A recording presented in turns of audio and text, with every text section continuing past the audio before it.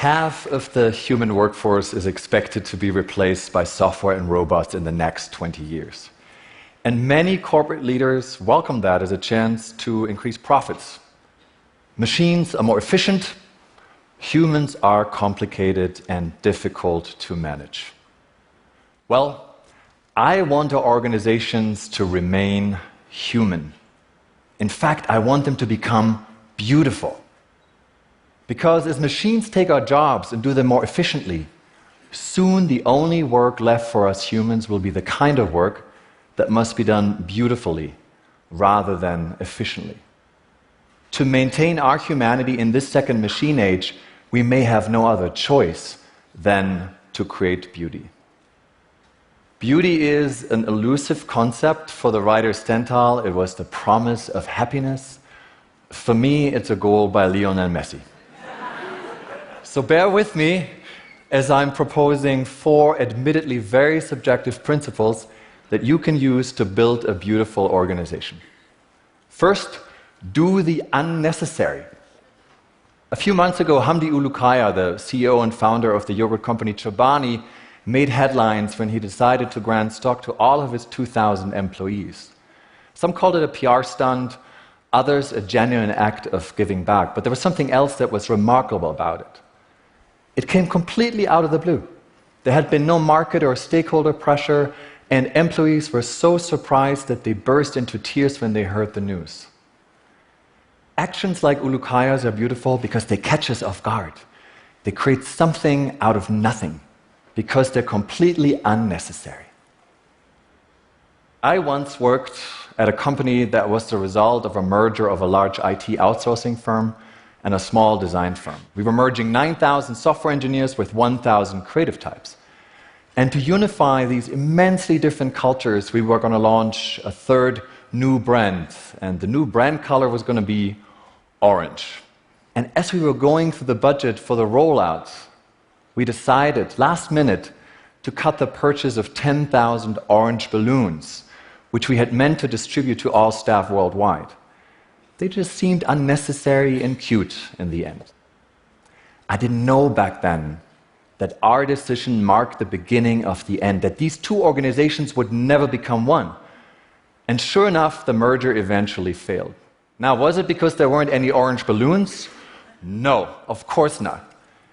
But the kill the orange balloons mentality permeated everything else.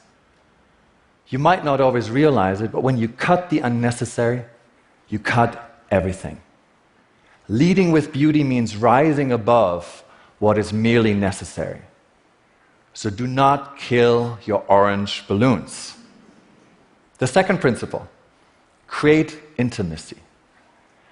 Studies show that how we feel about our workplace very much depends on the relationships with our coworkers. And what are relationships other than a string of micro-interactions? There are hundreds of these every day in our organizations that have the potential to distinguish a good life from a beautiful one. The marriage researcher John Gottman says that the secret of a healthy relationship is not the great gesture or the lofty promise, it's small moments of attachment. In other words, intimacy. In our networked organizations, we tout the strength of weak ties, but we underestimate the strength of strong ones. We forget the words of the writer Richard Bach, who once said, intimacy, not connectedness. Intimacy is the opposite of loneliness. So how do we design for organizational intimacy? The humanitarian organization CARE wanted to launch a campaign on gender equality in villages in northern India. But it realized quickly that it had to have this conversation first with its own staff. So it invited all 36 team members and their partners to one of the Hajuharo temples, known for their famous erotic sculptures. And there they openly discussed their personal relationships, their own experiences of gender equality, with the coworkers and the partners.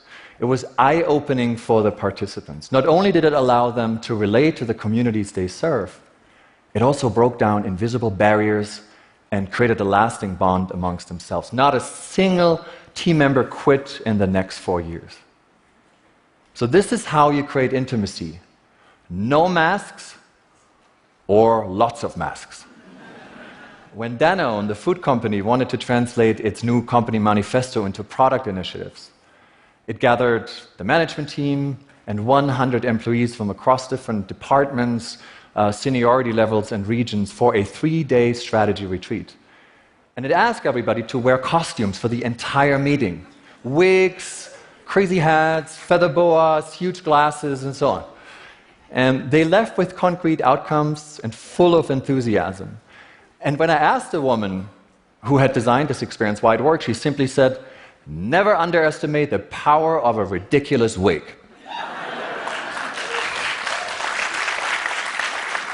Because wigs erase hierarchy, and hierarchy kills intimacy both ways, for the CEO and the intern. Wigs allow us to use the disguise of the false to show something true about ourselves.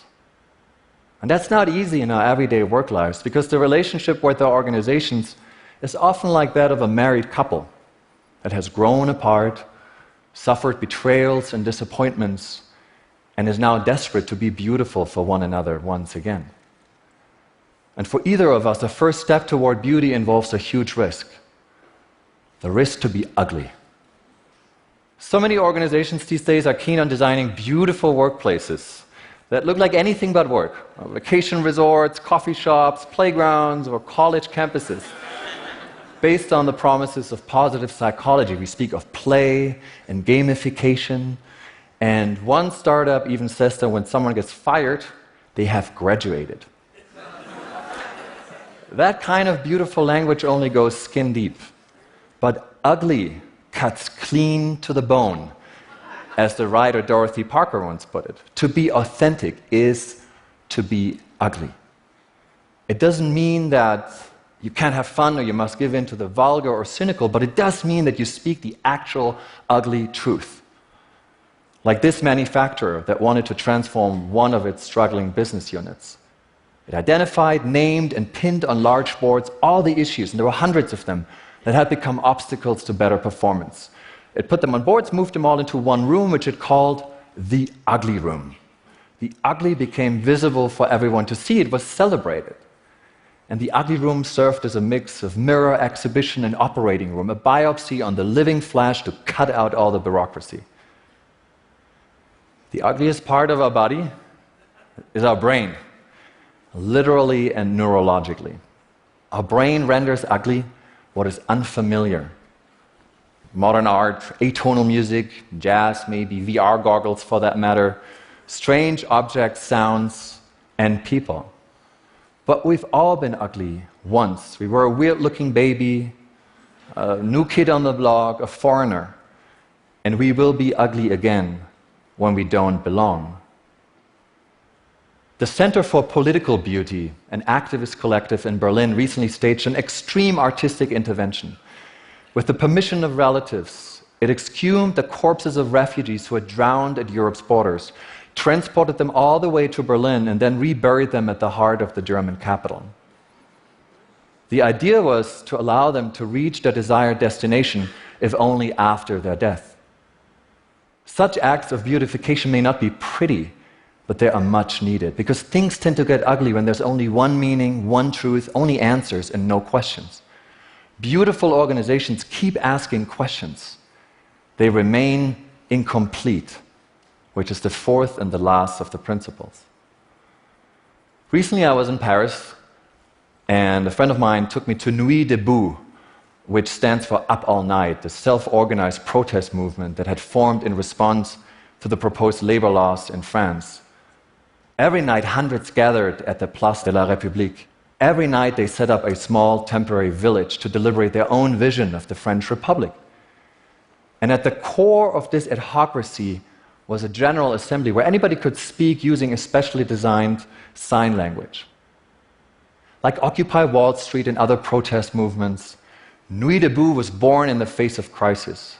It was messy, full of controversies and contradictions. But whether you agreed with the movement's goals or not, every gathering was a beautiful lesson in raw humanity.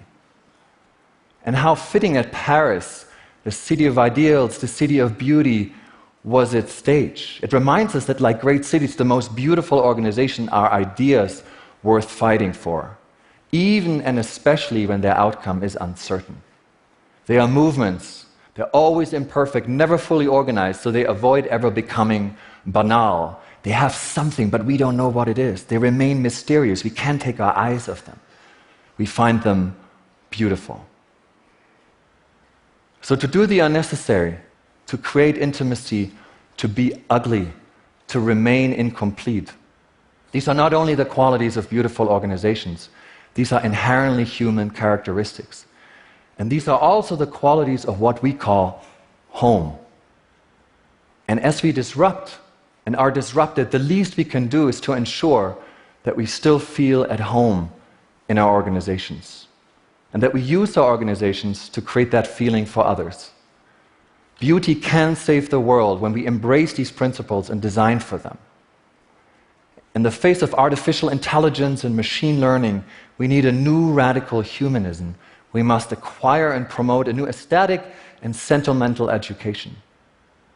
Because if we don't, we might end up feeling like aliens in organizations and societies that are full of smart machines that have no appreciation whatsoever for the unnecessary, the intimate, the incomplete, and definitely not for the ugly. Thank you.